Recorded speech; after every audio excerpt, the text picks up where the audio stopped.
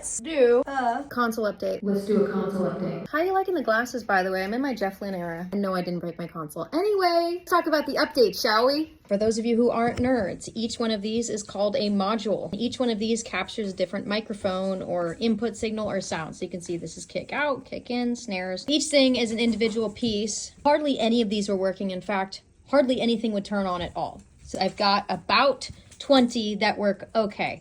Now that changes by the day. And that could be, one of these buttons here. You can see how many buttons there are. Each week we recap, we just replace all the caps on each of these modules. There are a lot of them per module. Next thing that we're going to do, me and Greg, the tech, are going to be replacing these Molex connectors. These are intermittently working, and that's because of that. Where in certain frequencies start changing things. Everything over 1 through 16, and that is literally going by the numbers, has been recapped, and we have an extra 3 or 4 that have been. Now, just because they've been recapped does not mean that they're going to work. Once we get them recapped, and then we figure out what the problems are. The other issues are that the phantom power doesn't work. If you don't know what phantom power is, it gets to 48 volts, which certain microphones need to have more power in order to have them work. The console should be able to provide that, and it does. If you use these switches, it should work, but only one of them works awkwardly, and that is number 2.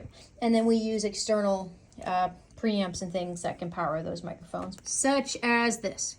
Then we have another thing that we need to do, which I'll talk about as we get a little bit further down the road with these 2 steps. It's working pretty well so far. I've used it for a few hours just today. My tape machine only has 16 inputs anyway, so only 16 need to work. But they need to work perfectly because each one of these buttons doesn't work, and sometimes if you look at it wrong, it'll start to kind of fizzle in and out. The goal is that one day I won't have to worry about it. I can just hit a button and it's gonna work. Obviously, it's a vintage piece of equipment, but the goal is that it will be a little thing here and there versus, hey, let's fix the entire console, which thankfully we're past that point.